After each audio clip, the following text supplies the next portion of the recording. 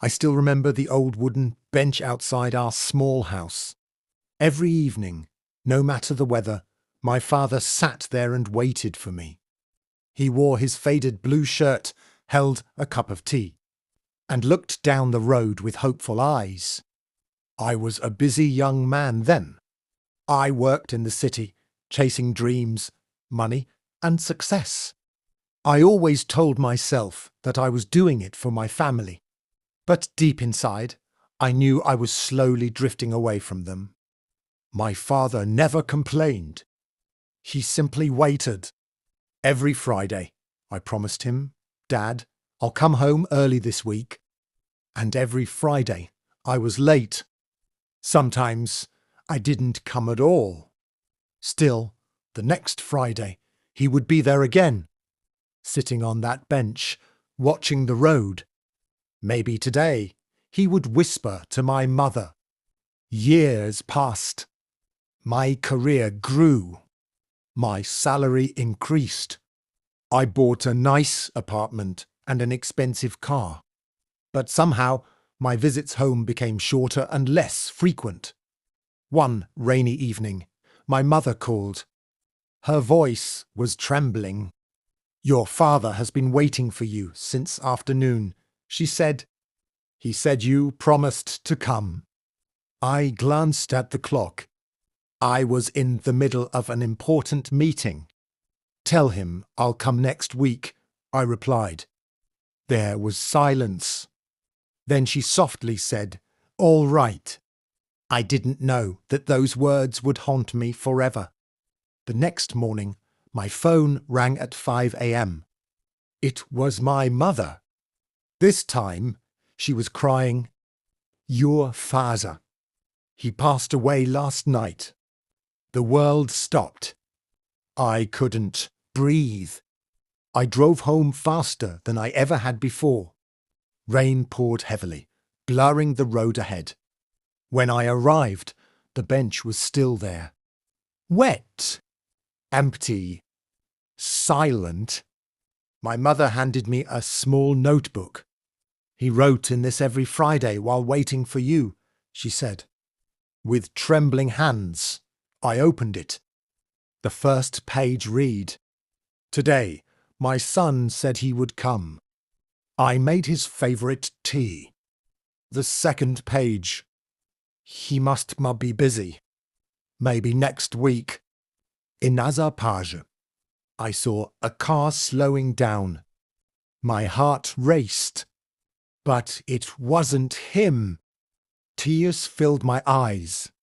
Page after page, year after year, he had written about waiting for me.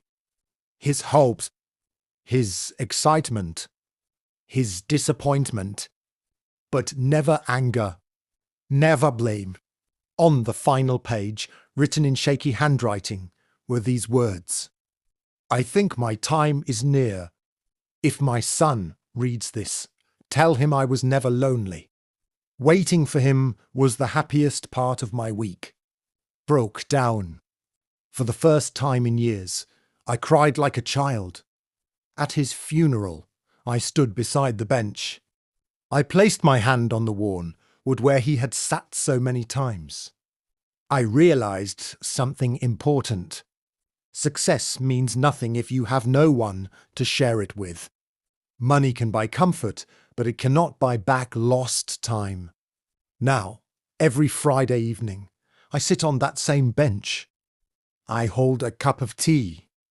I look down the road, not because I'm waiting for someone, but because it reminds me of a man whose love never gave up on me. A man who waited. A man who forgave. A man who loved me unconditionally. My father. And every time the sun begins to set, I whisper into the evening air, "I'm home, Dad." Sometimes the wind feels warmer, as if he is sitting beside me, still waiting, still smiling, still loving. The first Friday after my father's funeral was the hardest. I sat alone on the old bench, holding 2 cups of tea, one for me, one for him. The evening breeze moved gently through the trees. carrying the familiar scent of jasmine from my mother's garden. For the first time in years, I noticed how beautiful home really was. I had spent so much of my life chasing bigger things that I had forgotten the value of small moments. A warm cup of tea, a quiet sunset, a father's silent love. My mother came outside and sat beside me. Neither of us spoke for a while. Sometimes silence says more than words ever can. Finally, she smiled softly. Your father always knew you would come back. I stared at the empty road ahead, but I came too late. She placed her hand over mine. No, she said gently. You came home. That night, I couldn't sleep. I opened my father's notebook again. Tucked inside the back cover was an envelope with my name written on it. My hands trembled as I opened it. Inside was a letter. My dear son, if you are reading this, it means I am no longer sitting on the bench. First, don't cry for me. I have lived a full and happy life. I know you always wanted to make me proud. But son, I was proud of you the day you were born. I was proud when you took your first step. I was proud when you went to school. And I was proud every single day after that. You never had to earn my love. It was always yours. Life will keep pulling you in many directions. Work hard, dream big, but never forget where your heart belongs. Visit your mother often. Sit on this bench sometimes. And when you have children of your own, wait for them the way I waited for you. Love them without conditions. Forgive them without hesitation. That is what fathers do. I will always be with you. Love, Dad. I read that letter 100 times. Each word felt like a warm embrace. Days turned into weeks. Weeks turned into months. I started visiting my mother every weekend. We cooked together. We laughed. We shared stories about my father. For the first time in a long while, the house felt alive again. One evening, while cleaning the attic, I found an old box. Inside were dozens of things my father had kept over the years. My first school drawing, my childhood trophies, even the broken toy car I had cried over when I was 6. He had saved everything, every memory, every piece of my life. I realized that while I had been busy building my future, my father had been carefully preserving my past. A year later, my wife and I welcomed our first child into the world, a baby boy. As I held him in my arms, tears filled my eyes. For the first time, I truly understood my father's love. It was endless. It was patient. It was unconditional. We named him after his grandfather.